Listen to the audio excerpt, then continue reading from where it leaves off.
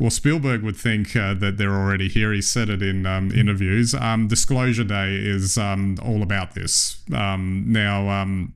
I was excited, actually, just the fact that it's another Spielberg film that heightened back to his kind of glory days of the types of films that he used to make.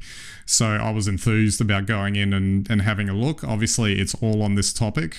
And it's a bit of an odd beast, this film. Like, if you're looking for that, 100% Spielberg executed, kind of film, it delivers in, he's right on form. Like, it's exactly what you would expect.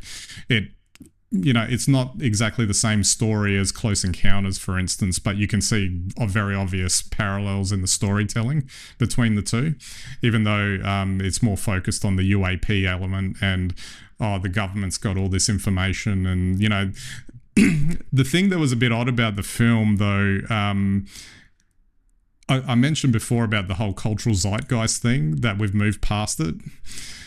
I think this is what my brain finally settled on after thinking about it for a little bit afterwards, that's the issue with this film, that it's the zeitgeist moment where this would have really caught off was probably 20 or 30 years ago.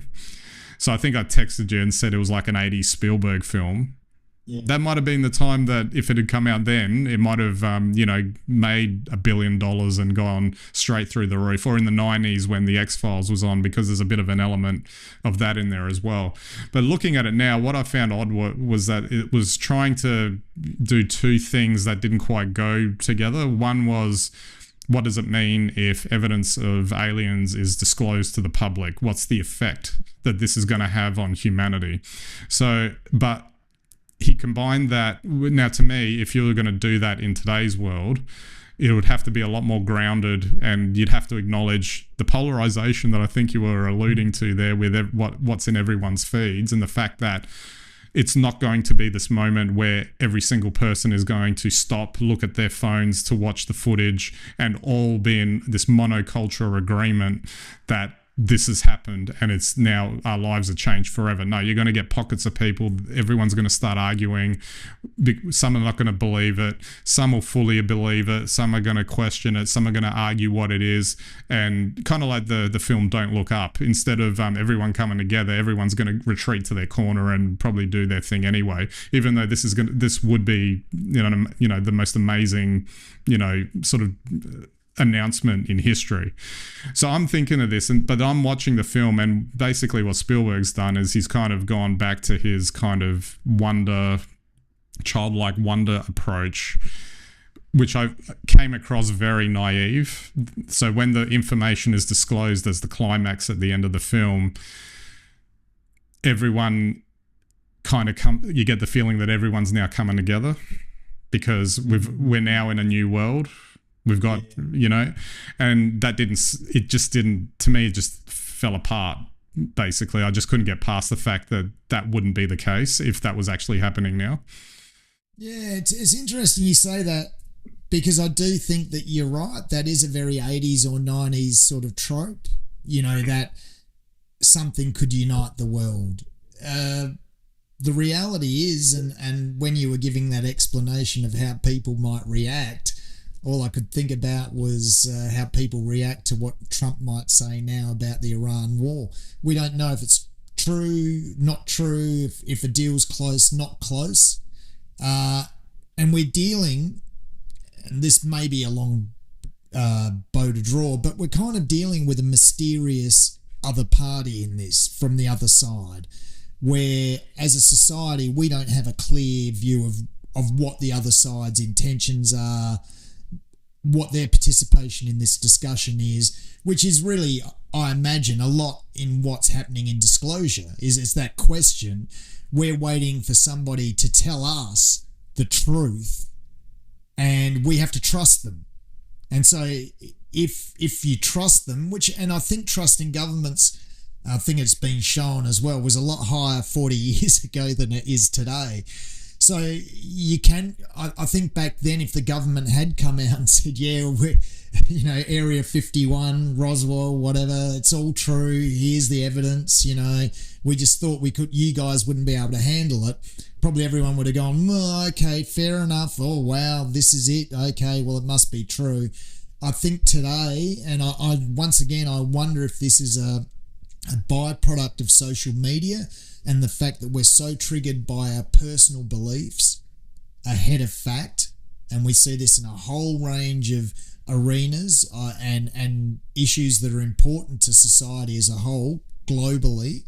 I tend to agree with you. I think today, all it would lead to a whole lot of different memes, effectively, within the socials, debating whatever that group happens to believe about either the intent of the disclosure, the validity of the evidence, and it would range from belief to disbelief and everywhere in between, but very little of the discourse would be related to fact.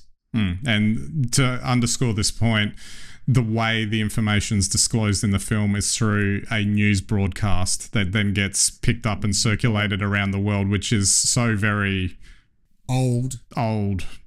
And look, Spielberg is a product of an earlier generation as well, and that's not to denigrate the execution of the film. Like I said at the outset, the man knows what he's doing when it comes to executing a film. I think it was just conceptually a little misguided. The only way you could read it and take it seriously is if you just saw it all as a fantasy, or maybe it's on a parallel Earth somewhere that didn't take the track that we did. If you looked at it like that and sort of, you wouldn't see it like in the reductive way that it kind of comes across.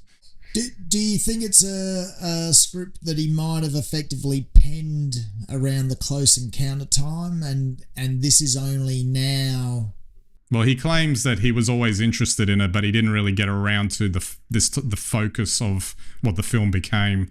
I think he said it was around 10 years ago. Yeah, so take 10 years off, and the fact that he probably quite genuinely would have thought about it for 20 years, probably as a follow-up to Close Encounters, then you're probably right. It is interesting. I think for those of us that are, probably older than 40, maybe if he'd said it in the 90s, we at least maybe would have connected with it more effectively. Do you think that? Potentially. I mean, I felt like it was connecting to my 20-year-old self rather than what I am today, because of, you can't like go around in the world and not see what's going on and how people react to things. So yeah, it seemed it seemed like an interesting little bubble that he was trying to encapsulate there that maybe didn't reflect how it would be going. Having said that, I've seen a bit of the criticism around it sort of floating in that direction. There's obviously other things as well where they tend to pick things apart. There are a few other little odd bits in there that I won't go into now, otherwise I'll be here all day talking about it. But having said that, there are still a lot of things that are really good about it too, and if anything else, it gets you thinking about the topic, because maybe it's that sort of fun, that kind of existential, what does this mean for us as a species? That's very lofty, and gets you thinking, and maybe that's enough, given the lack of excitement in Hollywood and what they produce these days.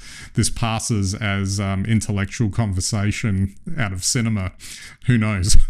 Well, he could be onto something there, because and I haven't seen the film, but you think about it, and maybe that film is just, it's too much based in an older school rationale, and maybe that is where the basis of genuine debate through public discourse sits, and maybe we've all jumped the shark.